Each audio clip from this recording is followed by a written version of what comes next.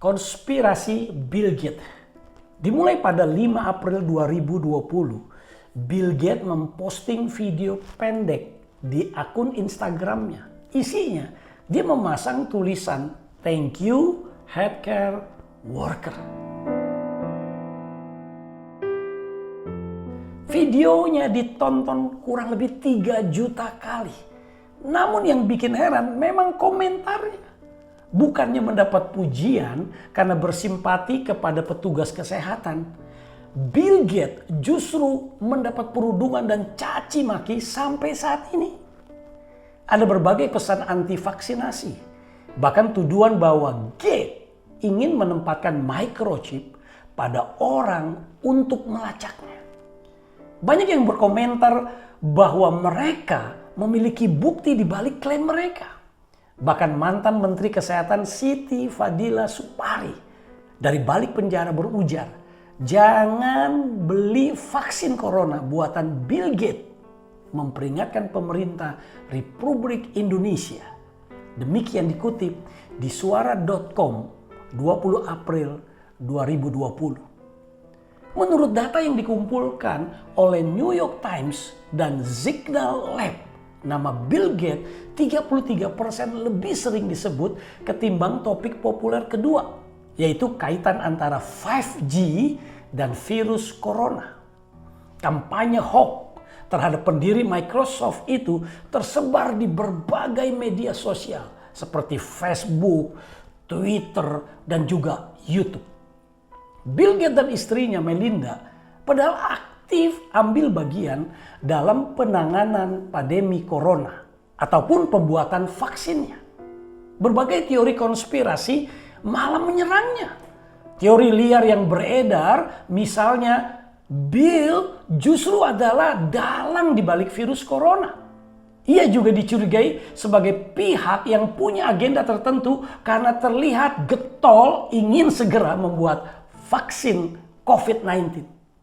Bill Gates menjawab tudingan itu dalam wawancara belum lama ini dengan stasiun televisi China CCTV.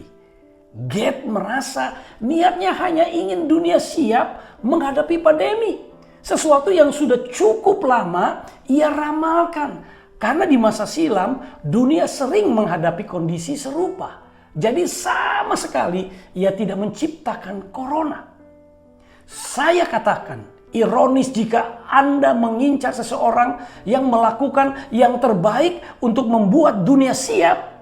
Kita memang berada di situasi gila, jadi akan ada rumor gila juga, cetus Bill Gates. Benar atau salah? Jika benar, betapa jahatnya Bill Gates. Jika tidak, betapa jahatnya orang-orang yang menuduhnya. Di era post-truth ini, sukar membedakan mana kebohongan dan mana kebenaran. Orang yang membongkar kebohongan bisa berakhir di penjara. Dan sebaliknya, orang yang berbohong dapat support dari mayoritas dan bebas dari penjara. Kebohongan yang diceritakan satu kali adalah kebohongan. Tetapi kebohongan yang diceritakan ribuan kali akan menjadi kebenaran. Kemudian saya teringat akan Mazmur 146 untuk kita renungkan bersama-sama dan menemukan jawabannya di dalam hati kita masing-masing. Ayatnya yang ketiga berbunyi demikian. Janganlah percaya kepada bangsawan, mungkin bisa diwakili oleh Bill Gates. Kepada juga anak manusia, mungkin bisa diwakili oleh netizen yang tidak dapat memberi keselamatan. Ayat yang keempat. Apabila nyawanya melayang, ia kembali ke tanah, pada hari itu juga lenyaplah maksud-maksudnya. Ia katakan maksud jahat Bill Gates atau maksud jahat netizen. Ayat yang kelima. Berbahagialah orang yang mempunyai Allah Yakub sebagai penolong yang harapannya pada Tuhan Allahnya. Situasi di era post-truth ini sulit untuk bisa mendapatkan sumber yang dipercaya. Lalu siapakah yang dapat dipercaya? Pertanyaannya, sudahkah kita mengenal Allah Yakub? Yakub melahirkan 12 anak. di mana ke-12 anak ini menjadi 12 suku bangsa Israel.